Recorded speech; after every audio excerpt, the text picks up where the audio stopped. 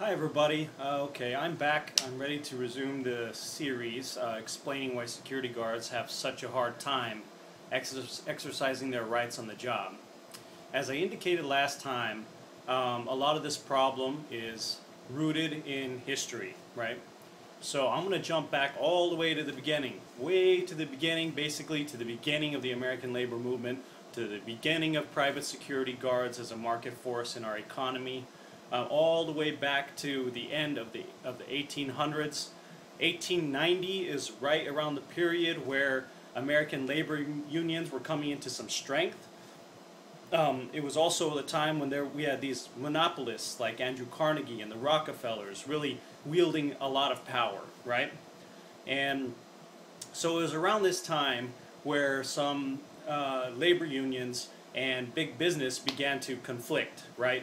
And the ground rules hadn't really been written yet about how organized workers and corporate leaders or companies were able to settle their disputes.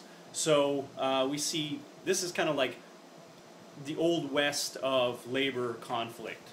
So this is also probably around the first time where labor unions and private security guards began to interact. And I will say they started off on a really bad foot from the get-go, and I think that probably colors where we're at today to some extent.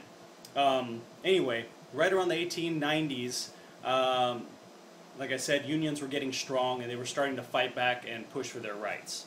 One case in particular was a conflict or some labor problems that developed around Homestead, Pennsylvania in 1892. Now, Homestead was a little town about 4 miles outside of Pittsburgh, Pennsylvania, and there was a union there at Andrew Carnegie's steel plant that was called the Amalgamated Association of Steel and Iron Workers, I believe. I'm not a labor historian, but anyway, they went by the AA, and the AA, they were having some problems settling their contract with Andrew Carnegie. And Andrew Carnegie had said in the past that he wasn't generally anti-union, but privately, in this particular situation, he had decided that we got to get rid of this labor union. And the labor union was also flexing their muscles, and they were pushing back. So basically, what it came down to was there was the union orchestrated a couple of strikes that shut the plant down for a couple days at a time.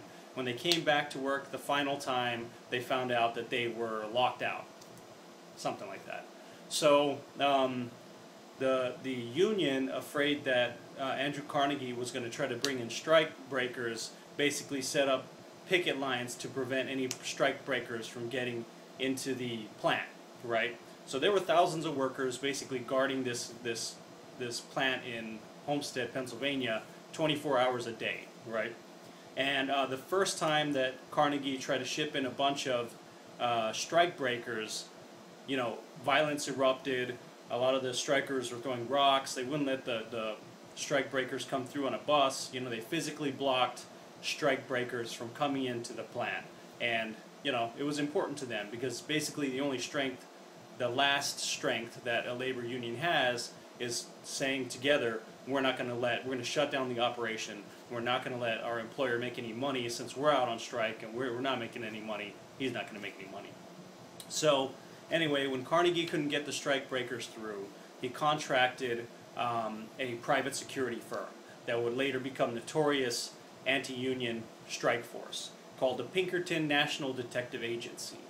So Andrew Carnegie hired the Pinkertons, and they had a plan to come in the dead of night,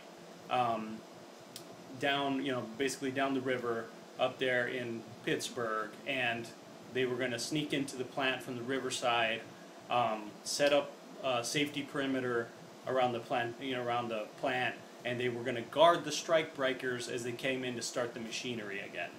Well, somehow the strikers and their families and the people in the nearby towns and workers from other Carnegie plants got wind of this, so lots of folks started to gather at the plant and get ready for the Pinkertons. So some folks were armed with guns, some of them with rocks. Anyway, they just gathered in mass to prevent the Pinkertons from taking over the plant. The upshot is there was about 2 days of armed conflict between the Pinkertons and the townsfolk, and people from other towns. And at one point there was 10,000 armed workers and their supporters from the towns preventing the plant from being taken over. About 10 people were killed and more than 24 people were injured. So, as you can see, organized labor and private security guards didn't really get off to the best start. The Pinkertons were also known, if you've ever seen the movie Molly Maguire's, it's a great movie, it's got Sean Connery. The Pinkertons are also depicted in that as like being a force of violence against the workers.